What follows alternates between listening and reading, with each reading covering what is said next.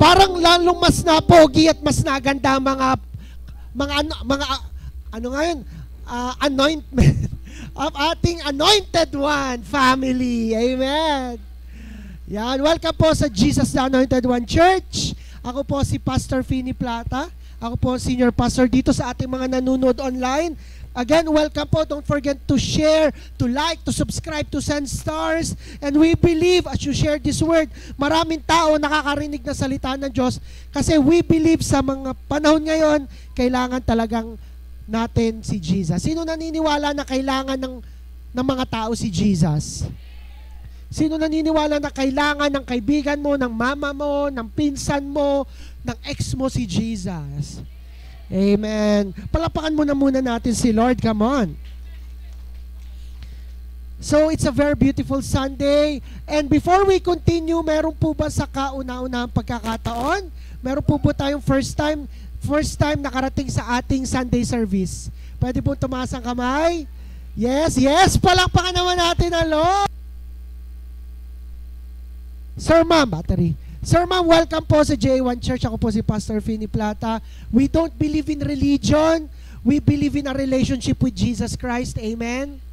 Kasi we believe yung mga nagtayo ng religion, yung mga nagsimula ng relihiyon, hindi yun namatay para sa atin, si Jesus lamang. Sinasabi ng religion, kami lang ang tama, kayo mali, kami lang ang palangit, kayo pa hindi palangit. But hindi ganun ang ating Diyos. Our God believes that He is the way, the truth, and the life. Amen.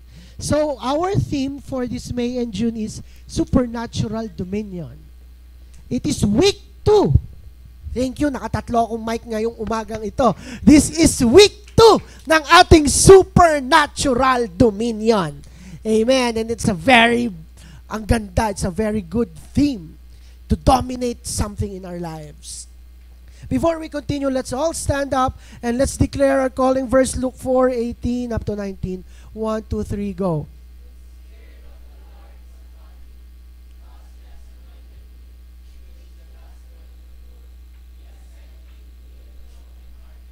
To preach deliverance to the captives and recovering of sight to the blind, to set at liberty those who are bruised, and to proclaim the acceptable year of the Lord, for our God is Jesus, the Anointed One. And let's declare our identity, our culture. 1, 2, 3, go. I am a blessing. I am anointed. I am a deliverer. I am a good follower. I don't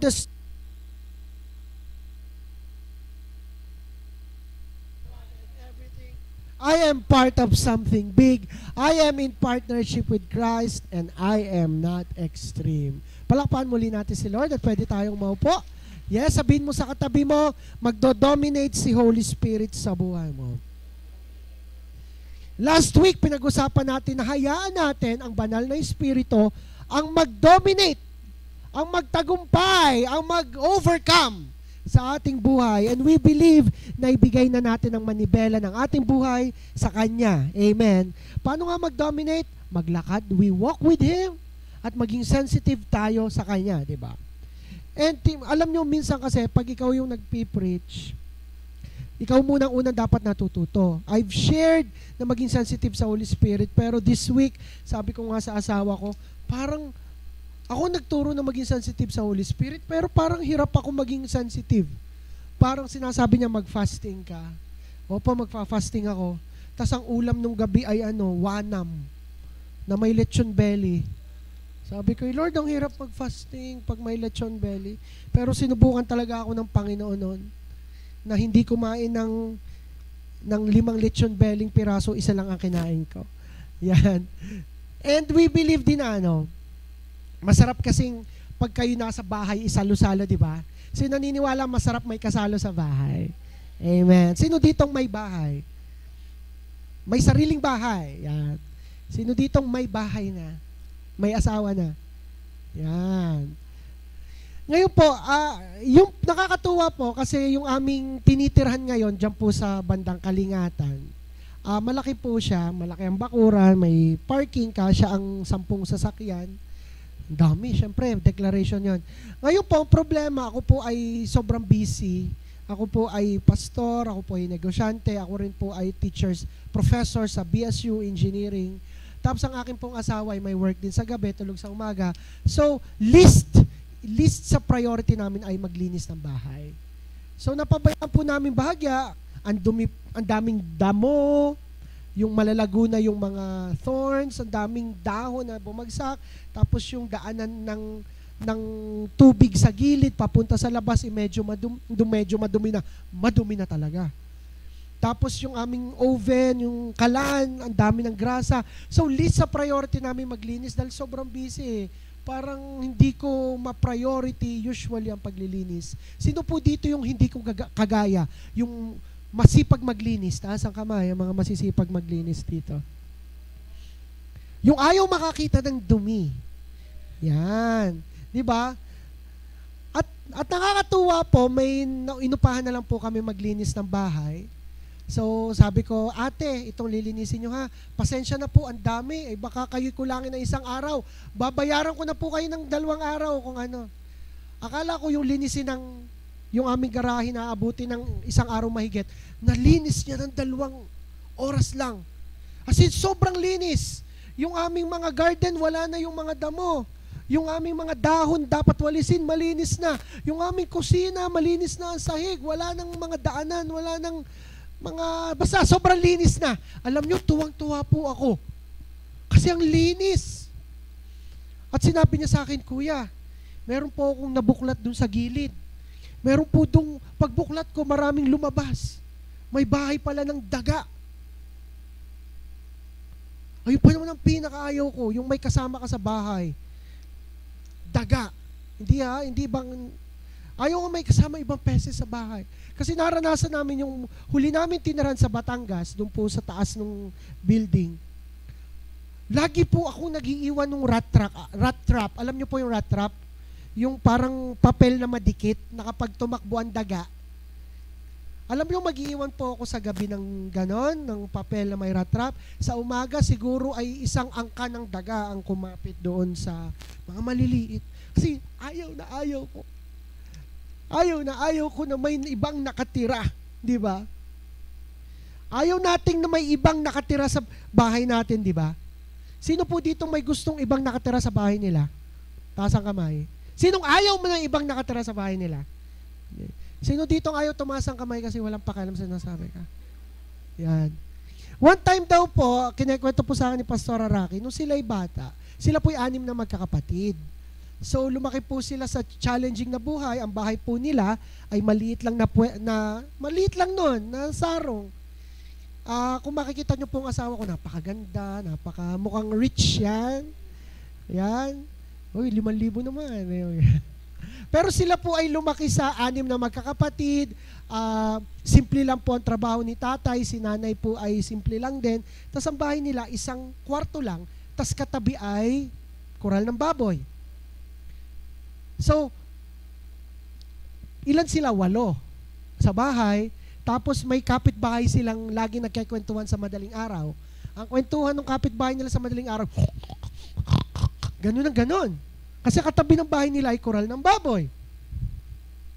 And then, meron pa daw naging kaibigan ng kuya niya. Naging kaibigan ng kuya niya na parang napalaya sa kanila. Ay ang akin pong mga bianan ay sobrang bait. Basta lukbanin, ang magiging bianan, sobrang bait. Opo. So, naawa po yung aking bianan, dun sa kaibigan ng kuya namin, ay sige, dini ka na tumira muna sa amin. So, ilan sila? 6 na magkakapatid, tas silang mag-asawa, tas may isa pa. Siksikan na doon. Ang masama pa, ayos naman daw nung una, pero ang masama, yung pinatirang yon, parang siya pa daw yung tunay na anak. Yung kapag bibili ng pagkain, siyang unang kakain. Kapag bibili ng gata, siyang uubos sa ref. Yung mga ganung bagay. Yung sila nakahiga sa kama, yung mga magkakapatid na nakahiga sa sahig. Sinong ayaw ng ganan? Di ba ayaw natin may ibang nakatira sa bahay natin? Tama po ba?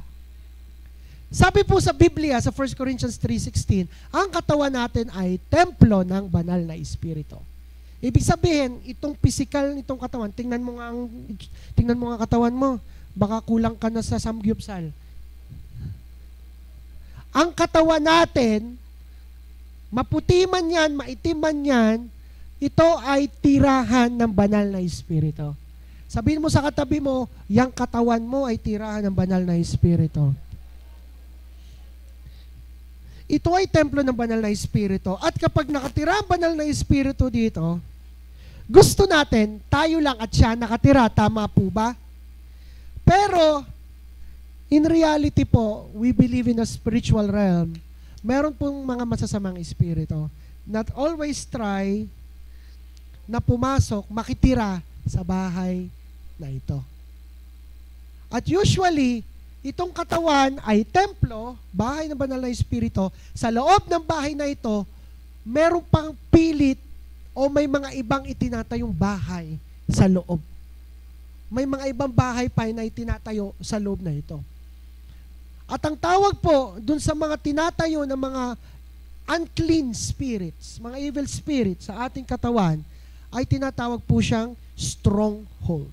Sabi nyo nga po, stronghold. And usually, marami sa atin ang may strongholds. Diba kinakanta natin, break every strongholds.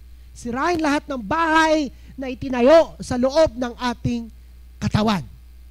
Ang title po na i-share ko ay Break Every Strongholds. Yan. Sino pong excited ng masira lahat ng stronghold sa buhay niya? Amen. Palakpakan naman natin si Lord. And let's pray. Lord, salamat po sa biyaya mo. Lord, we believe sira lahat ng stronghold sa buhay namin. And we believe, God, sirang-sira na ito. Salamat po, Panginoon. Salamat po dahil we believe ito na simula masisira lahat ng strongholds namin. At tinataas namin ang pangalan mo dahil nanalo ang dala sa OKC. We love you in Jesus' name. Amen. Salamat, Lord. Naging excited tuloy ako. Sabi sa 2 Corinthians, ano nga yan? 2 Corinthians 10 verse 4. Buksan na po ating mga Bible. Sabi doon, basahin po natin. 2 Corinthians 10 verse 4. Yan. Sabi po dito, basahin po natin. 1, 2, 3, go.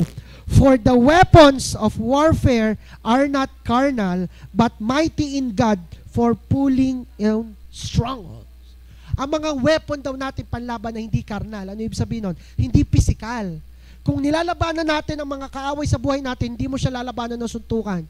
Sino po ditong hinamon na si Satanas ng suntukan? Taas ang kamay. Si Uwa lang. Hindi mo siya lalabanan ng suntukan, kundi lalabanan mo siya through the name of our mighty God, our Savior, si Jesus Christ. At ang ginagawa natin is pulling down strongholds. Nung sinulat ni Paul ang letter sa mga taga-Corinth, sinabi niya yan, pulling down strongholds. May nakita siyang isang malaking tore sa taas ng isang malaking burol. Alam niyo po ang burol, di ba? Yung parang chocolate hills. Tapos may nagtayo ng malaking tore doon. Pag sinabing stronghold, para siyang isang tore na tinitirahan ng mga masasamang espiritu. At kailangan yung toring yon ay sirain. Sino po dito ang na-deliverance na? Yan, ay pag-pray na. Yan, sino po dito ang nakalaya na? Napalayas na yung mga evil spirit sa kanya. Tingnan mo ang katabi mo, sabihin mo, baka may tira ka pa. Yan. So, when there is deliverance, there is freedom. Pag tayo ay na-deliverance, papalayas yung masamang espiritu. Pero kapag umalis yung masamang espiritu, ganito yon. Sabi, buksan uli natin ating Bible sa Matthew 12. Matthew 12, yan. Sabi dito, Matthew 12 verse 43. Basahin po natin. When an unclean spirit goes out of a man, he goes through dry places, seeking rest, and finds none. Kapag ang isa daw masamang espiritu napalayas sa katawan ng tao, mapapagod yan. Maghahanap yan ng papahingahan, mag-iikot-ikot yan dito. And one time, kapag wala siya makita, babalik siya dun sa napalayas. Halimbawa, si Anthony, lagi naman si Anthony, umay na ako kay Anthony. Si Cedric, yan. Kunwari may napalayas sa masamang espiritu kay Cedric. Kunwari lang. Napalayas yung masamang espiritu kay Cedric. Yung masamang espiritu, mamaya, after a few days, babalik uli yun sa labak, sa kinalaglagan. Titingnan niya uli si Cedric. Sasabihin niya, Then he says, I will return to my house for which I came. Sabi ng masama espiritu, makabalik kay Cedric. Check ko uli. Baka baka hindi nagde-devotion. Baka may ibang pinapanood. Yan. And when he comes, pag bumalik yung espiritu, he finds it empty, swept, and put in order. Nakita naman sa mga espiritu na walang laman, malinis, at put in order, nakaayon. Next, verse 45, pag nakita niyang malinis, then he goes and takes with him 7 other spirits more wicked than himself. Pag nakita naman sa mga espiritu, uy, bakanti na uli. Tatawagin niya yung 7 niyang pinsan at tayo uli bumalik kay Cedric. Pumasok uli.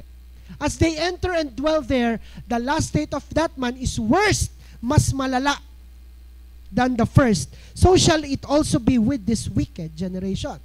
Pag sinabi pong clean, swept, in order, ang masamang espiritu, ang evil spirit, pag napalaya sa atin, wala na siya. Pero may naiiwan. Ano nga naiiwan? Ano nga yung bahay? Anong tawag? Stronghold. Naiiwan yung tore, yung bahay. At pag hindi natin sinira yung bahay, mapalaya yung espiritu, kailangan sirain natin yung bahay na iniwan. Pero pag bumalik yung masamang espiritu at nakita niya, o kaya yung evil spirit may na-recommend, huy, may naiwan akong bahay doon, puntahan mo. Nakita niya yung bahay na yun ay malinis. Ibig sabihin, malinis para sa kanya. Kasi hindi sinisira eh. Sino po dito nakakita ng bahay na dinimolish o building na dinimolish? Yung, di ka pag dinimolish mo, sira ang kisame, bagsakan, ang mga poste, mga pintura, sira. So madumi. Pero pag nakita niya, ay hindi dinidemolish ang bahay ko, malinis.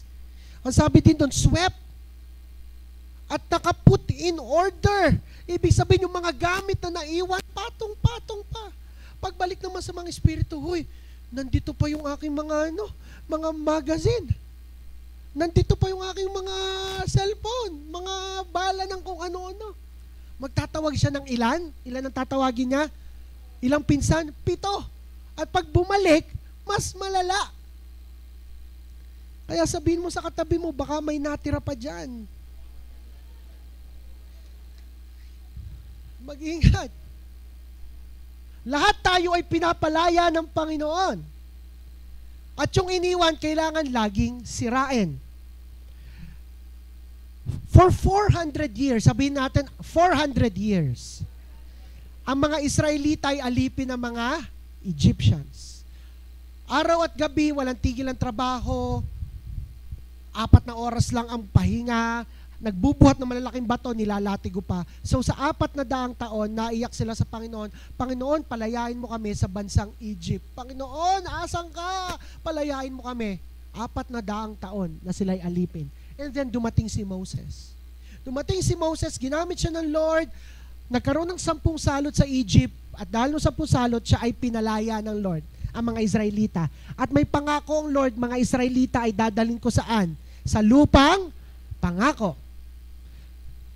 Dadalhin sa lupang pangako, at nung naglalakad sila, may dagat, tapos nung nakita nila ang dagat, hinahabol sila ng mga Egyptians. Anong ginawa ng Lord? Kay Moses, inano ang tungkod at nahati ang dagat na pula. Nakatawid sila. At nung natawid na may mga sundalo, bumalik ang dagat at namatay. Milagro. Sabi nyo nga, milagro.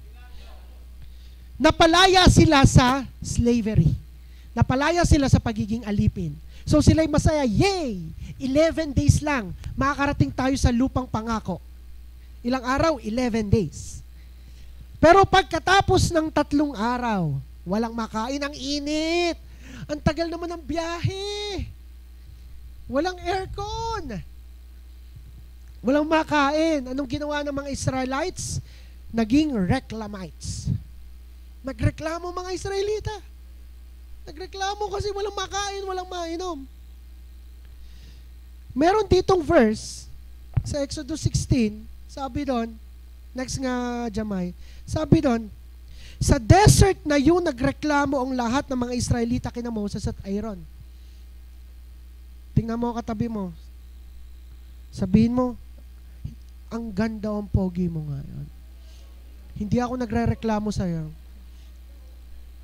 Buti na lang walang reklamador sa atin, ano? Amen. Walang reklamador sa atin. Pero yung mga Israelites, nagreklamo. At sabi sa verse 3, ito, basahin natin ha, napakamahalaga nito. Wag mo, sabihin mo sa katabi mo, wag mo akong kausapin.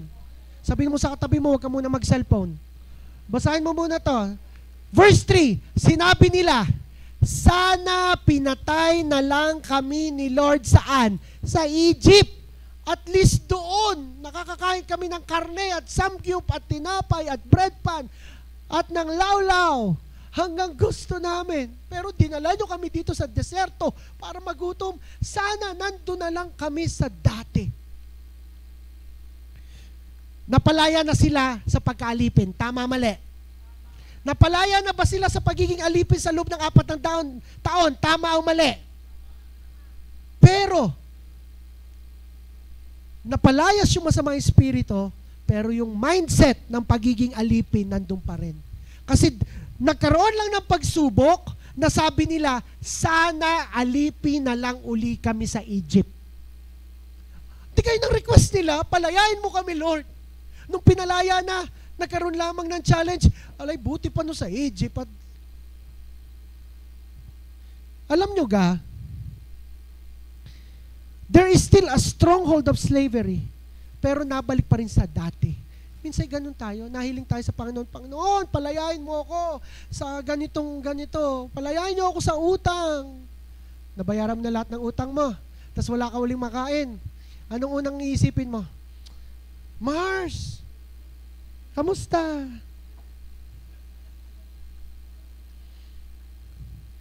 Nakalaya ka na sa habits na yon, sa asal na yon. Malaya ka na, hindi ka na palasaway. Pero na-trigger ka lang uli, biglang, ganun ulit. Napalaya na pero nabalik pa rin sa dati. Hindi na natuto. Sino dito yung laging nabalik sa dati? Wala na naman ano. Walang aamin ano. Babalik, yung ganyan. Yung nag-church, di ba? Naranasan natin si Jesus dito, nag-church tayo. Nag-church na tayo pero may ugali pa rin ganun. Na-experience na natin ang milagro ni Lord. Pero feeling natin, wala naman nangyari sa akin. Kala ko ako'y pinagaling na ni Lord. Kala ko ako'y nalapatan na ng kamay ni Pastor. Bakit ako'y parang sinasamaan pa rin ang lasa? Nag-MGR na, naranasan mo, naglupagi na dito. Naranasan ng banal na espiritu. Lupagi din, iyak ng iyak. Tapos niyakag ni kumpare, pare, ibang lupagi naman din. Ay nako. Pinalaya ka na sa kasalanan. Pero kaka-scroll mo, parang, Pinalaya na kayo sa sumpa ng pamilya mo. Pansin mo sa lahat ng angkan natin, yung mga angkan nyo, nag-aaway ang magkakapatid, nag-aaway sa lupa, nag-aaway sa kalahating metrong right of way, yung mga ganon. Pinalaya na kayo, hindi na kayo nag-aaway ng asawa nyo. Hindi na kayo nag-aaway ng mga anak mo. Pero pero napagsabihan ka lang ng mama mo, ikaw, ganon agad, tapos nasabihan ka rin ng mama mo, ganyan nag-church, ikaw, nag-aaway uli agad. Parang tas pagsabi mo, may nabago ka, Lord. Hindi na ako attend ulit sa church. Buting walang ganun dito, di ba? Buti dito walang nabalik sa dati, di ba? Amen, di ba? Next nga. Kung merong mali sa iyo na ayaw mo, pero pabalik-balik pa rin, ibig sabihin, may stronghold ka. Ayaw mo na ng asal na yon, pero hindi mo mapigilang mang-backstab. Ayaw mo nang makipagchismisan, pero pag uwi mo galing palengke, may nakita kang kumpulan ng iyong mga kumare doon. Hindi mo maiwasang, huy, anong latest?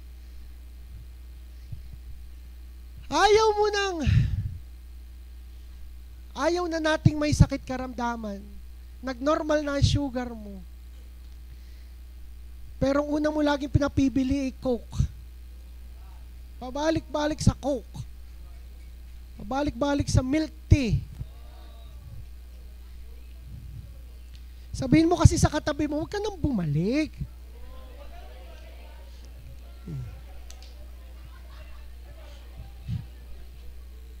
Alam nyo kung bakit may tendency na bumalik pa rin tayo? Kasi may anong mahal pa din. Sabi ni Clinton. Sabi ni Clinton. Si Clinton daw. Bakit may tendency na bumalik pa din? Kasi may naiwan. Ano yung naiwan? Stronghold. Naiwan pa rin yung stronghold na damdamin mo para sa Kanya. Sino ditong gustong masira lahat ng stronghold sa buhay niya? Palakpakan naman si Lord kung naniniwala. Parang, alam nyo ba, stronghold isang tore na puro kasinungalingan. A stronghold is a tower full of lies. Sabi sa Proverbs 18 verse 10, sabi doon, the name of the Lord is a strong tower. Sabi nyo nga, strong tower. The righteous run it and they are safe. Run in it and they are safe. Ang pangalan ni Jesus Christ ay isang strong tower. Ang mga matutuwid gaya natin ay napunta sa Kanya at tayo ay safe. Tayo ay ligtas pag tayo ay nasa pangalan ni Jesus. Ang pangalan ni Jesus Christ is so powerful. It is our safe place. Ito ang ating secret place. Ito ang ating dakong lilim. Pero, lahat tayo na kay Jesus. Taas ang kamay na kay Jesus. Siguro na may tumas tayong lahat, ano? Baka may hindi pa rin. Lahat tayo na kay Jesus. So, pag na kay Jesus tayo, hindi tayo kayang i-penetrate dahil strong tower. Kahit ayan ibagyo, hurricane, lindol, nuclear bomb, hindi kayang i-penetrate ang strong tower na si Jesus. Amen. At nasa loob tayo ni Jesus. Kung hindi tayo kayang i-penetrate ng kaaway, ang gagawin niya, magbato ng kasinungalingan sa atin. The enemy will confuse us. Ililito tayo about sa katotohanan. Na instead, dun tayo sa strong tower, dun tayo sa strong hold. Na instead, sa tingin mo mas makapangyarihan ang strong tower, ipapautusay ng kaaway na mas makapangyarihan pa rin ang iyong strong hold. Inuuto tayo. The enemy always twists with the truth at babatuhin tayo ng kasinungalingan. Isa sa mga kasinungalingan na kung ikaw ay nasa Lord, bakit ganito pa rin? Bakit ganyan pa rin? Bakit di ka masaya? Bakit ikaw ay may problema? Ba't nag-aaway pa rin ang pamilya mo? Bakit ganito ang naiisip mo? Bakit depressed ka pa rin? Bakit nagkaka-anxiety ka pa rin? Kung ikaw ay nasa Lord, ba't parang hindi ka masaya sa church? Kung ikaw talaga ay tunay na nasa church, bakit ganyan pa rin ang ugali mo? Bakit may utang ka pa din? Bakit hindi pa nagaling ang sakit karamdaman mo? Kung ikaw ay nasa Lord, bakit mahirap ka pa din? Ba't hindi mo mabayaran ang utang mo? What parang walang nangyayari sa buhay mo? Hindi ka masarap pa rin sa Egypt? Parang bumalik na lang ikaw sa Egypt. Mas masaya pa doon. Hindi naman masaya dyan. Masarap ang kasalanan, di ba? Minsan lang isa. Isa lang. Isang shot lang. Isang hit-hit lang. Isang taya lang. Isang daan lang. Di ba masarap magmahal ng maling tao? Promise. Masarap eh. Di ba ang sarap na nakikita nyo sa TikTok? Di ba? Ang sweet nila. Di ba? The enemy will always tries to fill our mind with lies. Na instead tayo ay nasa strong tower, tayo ay nasa stronghold. At sabi ko nga, anong ginagawa dapat sa stronghold?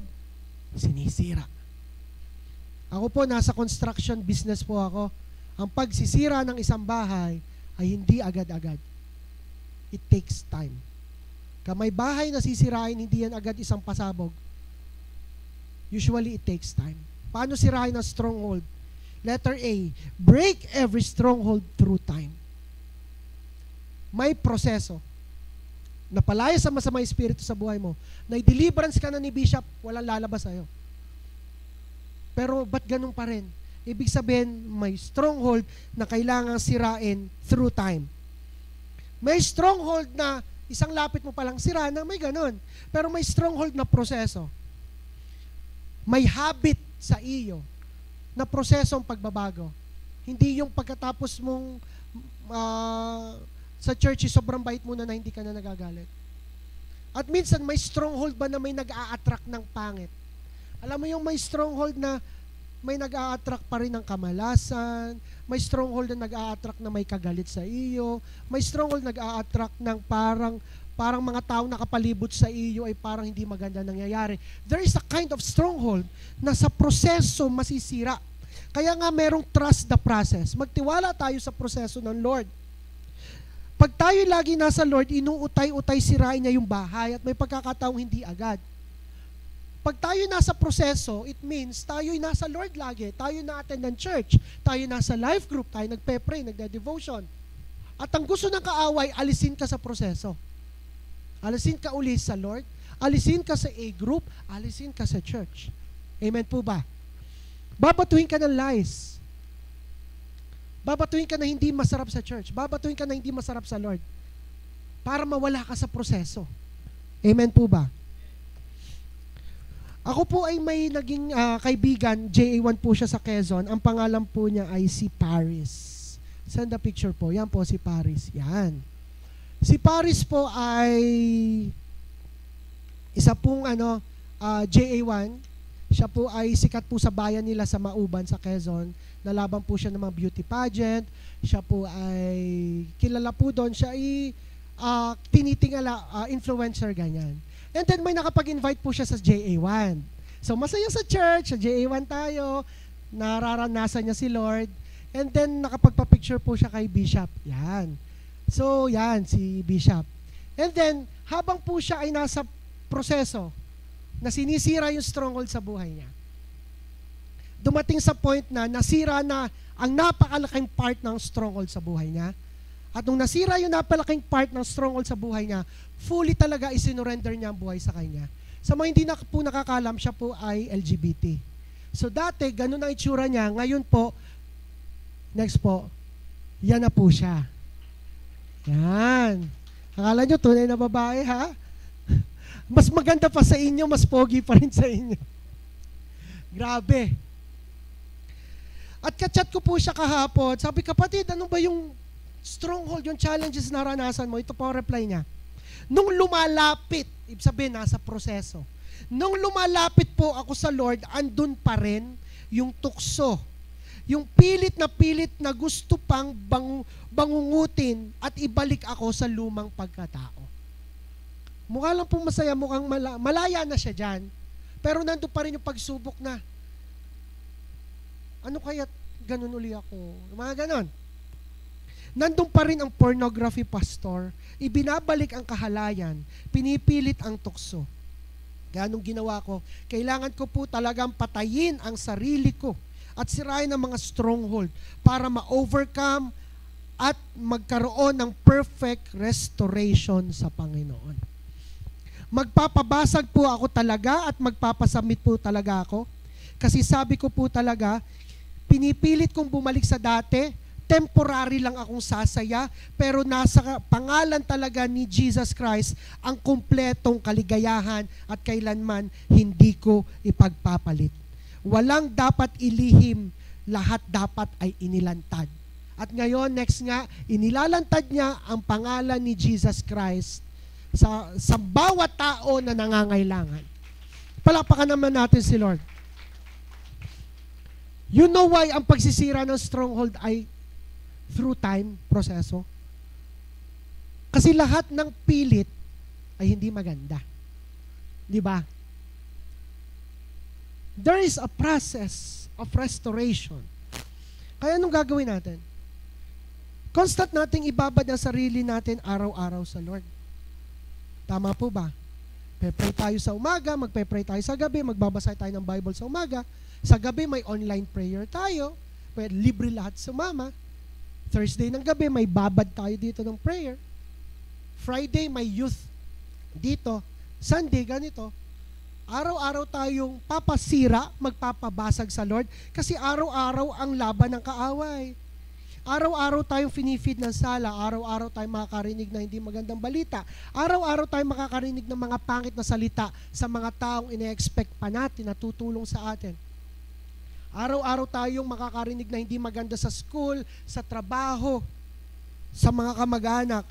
Araw-araw ka makakapanood sa TV, sa Facebook, sa TikTok na mga kokontra para masira yung stronghold. Araw-araw ka makakasalamuhan ng mga unbeliever na magmumurahan ng mga usapan ni kalaswaan. Araw-araw ka makakaranas ng ganon.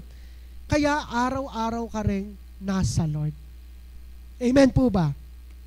Araw-araw, sabihin nyo nga, araw-araw akong nasa Lord. Keyboard, hulban please, hulban. Araw-araw tayong nasa Lord. And the first is, break every stronghold through time. The second is, break every stronghold through truth. Sabihin nyo nga, katotohanan. Taas ang kamay nung nare-realize niya, may stronghold pala sa buhay ko. Taas ang kamay. Let's be honest. Yung may stronghold sa buhay. Pero sino ditong naniniwala na malaya na siya? Taas ang kamay. Malaya na siya. Amen. Sakit karamdaman. Meron ka pero malaya ka na. Amen. Noong na-diagnose ng aking asawa ng hyperthyroidism, sabi ko, malaya ka na. Malaya ka na sa sakit ng hyperthyroidism. Up until now, malaya na ang asawa ko. Amen. Pero nainom pa rin siya ng gamot. Nung kami may mga utang na binabayaran ang laki monthly, dinedeklara ko, malaya na kami sa utang. Amen. At hanggang ngayon, at least siguro by August, wala na kaming utang free na kami. Yes, by June pala, by June, July. Pero ngayon, dinedeklara ko na malaya na kami sa utang. Sino dito may mga utang pang binabayaran? Pero malaya ka na. Amen. Malaya ka na sa utang. Feeling mo depressed ka? I believe malaya ka na sa depression. Malaya ka na sa tanikala na masamang espiritu. Malaya ka na sa emosyon na hindi yan. Feeling mo malaya ka na sa depression. Amen. Jesus over fear and depression and over anxiety. Amen. Tas itong malaya na sa anxiety. Tas ang kamay malaya na sa anxiety. Pero sa gabi, nagigising ka pa rin ng alas 3 ng madaling umaga, ng madaling araw at nag-overthink. At minsan, kapag may iniisip ka, hindi ka mapakali, pero malaya ka na. Amen. Kasi para masira talaga ang stronghold, nakatayo ka sa katotohanan. Sabi nga sa John 8, simula verse 34, and Jesus answered them, mostly assuredly, I say to you, whoever commits sin is a slave of sin. Wala verse? Mostly assuredly, I say to you, whoever commits sin is a slave of sin. Pag gumawa ka ng kasalanan, alipin ka ng kasalanan yan. Kung gumawa ka ng pagsisinungaling, alipin ka ng kasinungalingan. Kung gumawa ka ng pagpatay, alipin ka ng pagpatay. Kung alipin ka ng sugal, ng baraha, kung gumawa ka ng pagbabaraha, alipin ka ng baraha. Kung alipin ka ng cheating, kung ikaw ay nag-cheat, alipin ka ng cheating. Kung anong ginawa mo kasalanan, alipin ka doon. Pero sabi sa verse 35, ang isang alipin ay hindi nakatira sa bahay habang buhay, kundi si Hesukristo ang pwedeng tirahan habang buhay. Kaya sinabi sa 36, therefore, if the Son sets you free, you are free indeed. Sa Tagalog, kaya, babasahin ko lang sa Tagalog ha, kaya, John 8:36, sabi doon, pag pinalaya na kayo ng anak, magiging malaya talaga kayo. Malaya na talaga. And Jesus is the truth.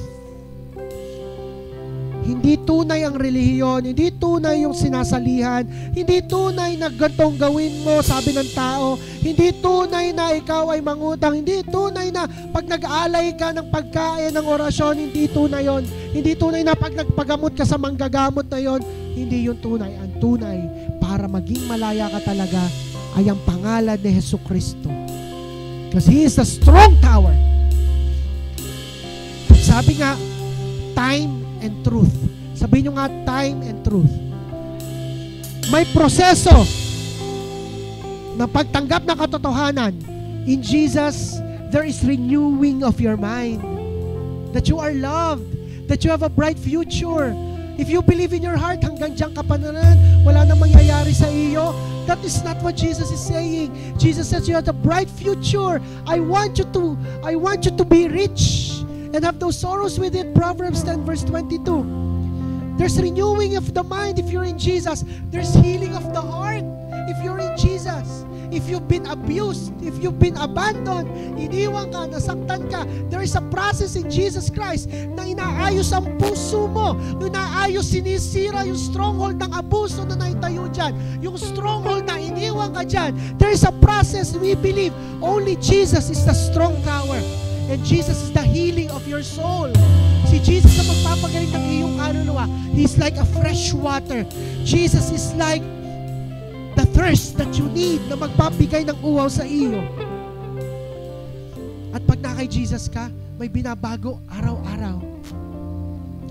Hindi lang one time, big time, na sobrang linis mo na. There's an everyday renewal.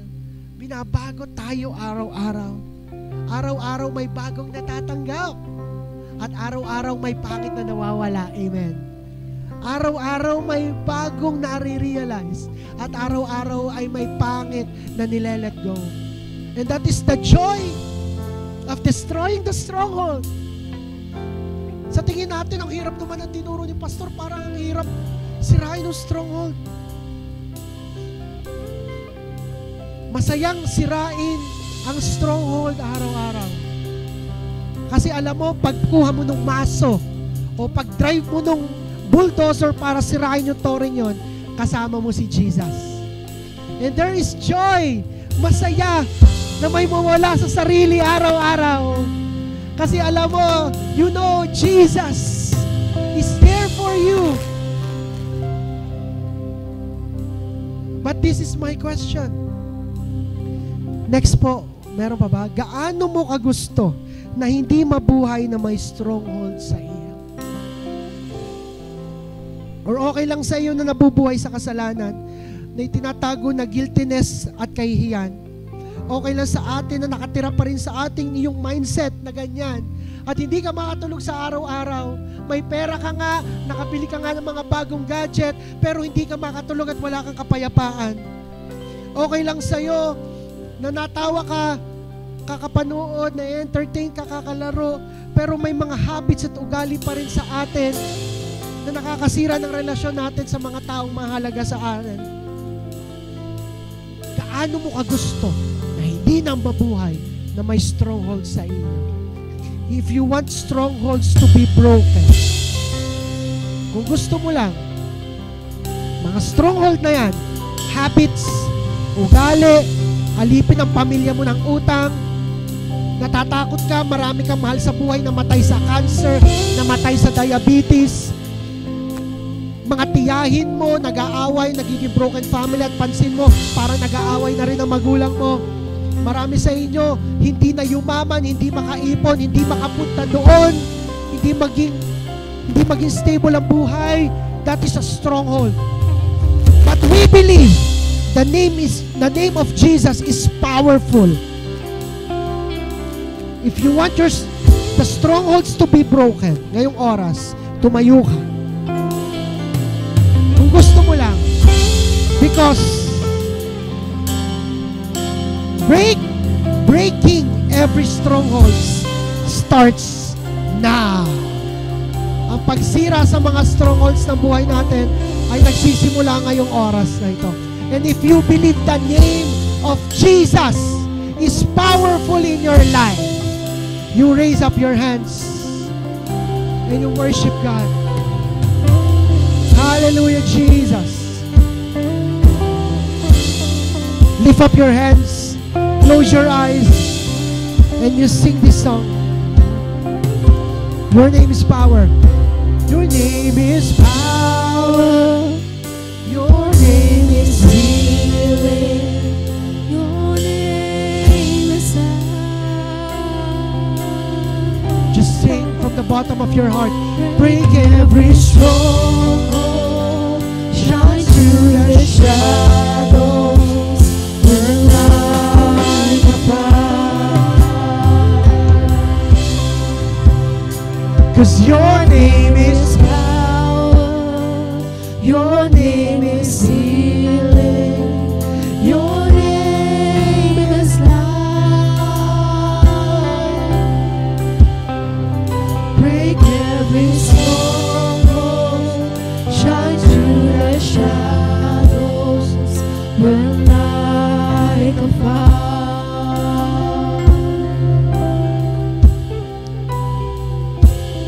I just want to speak the name of Jesus over fear and all anxiety, over fear and all anxiety. To every soul held captive by depression, I speak Jesus. Come on, just speak. I just want to speak the name of Jesus. We welcome you here. Over fear and all anxiety, to every soul held captive by depression, I speak Jesus.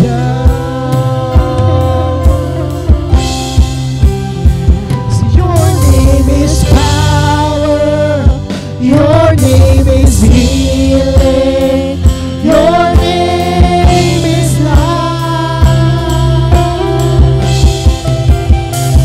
Break every stronghold. Come on, worship God. Make this your prayer. I can see strongholds being broken.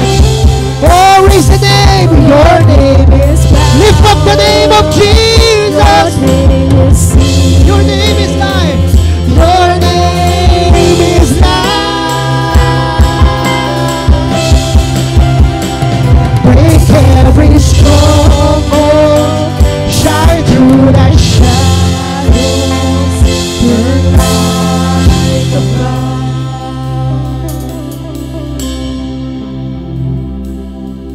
Shout Jesus from the mountains, Jesus in the streets, Jesus in The darkness over every enemy. Declare this, come on. Jesus for my family, I speak the holy name, Jesus. We just shout the name of Jesus. Shout Jesus from the mountains, Jesus in the streets, Jesus in the darkness over every enemy. Jesus for my family. Jesus for my family, I speak the holy Come on, declare the name of Jesus. Declare the name of Jesus. You shout the name of Jesus. Shout Jesus from the mountains, Jesus in the streets, Jesus in the darkness over every enemy.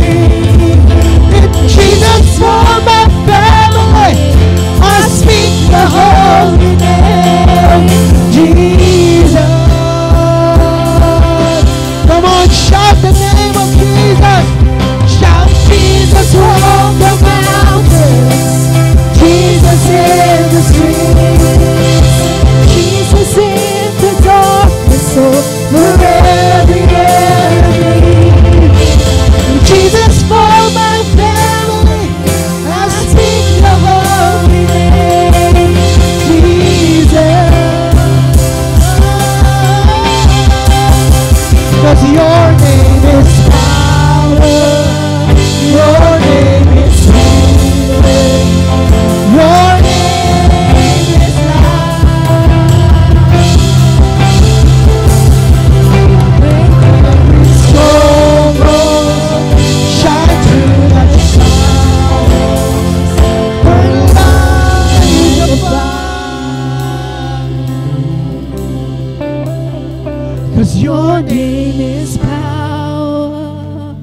Your name is healing. We declare your name. Your name is life.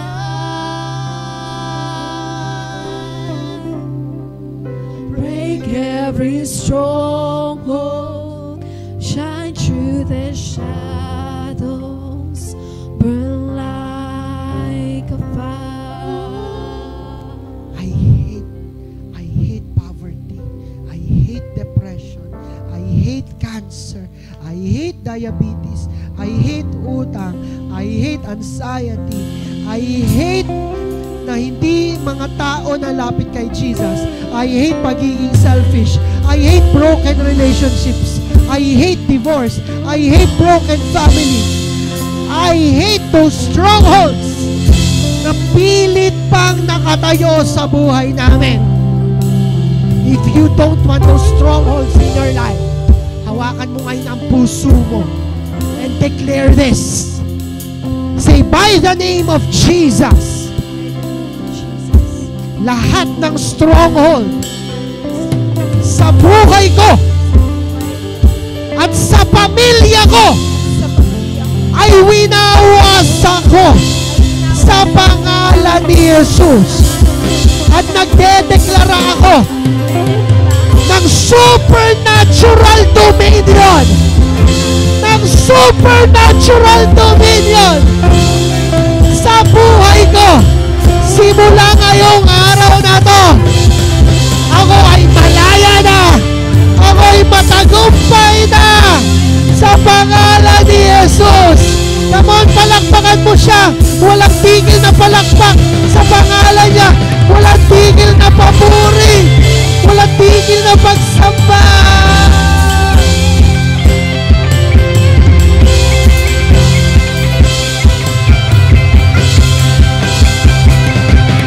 Oh, salamat Panginoon.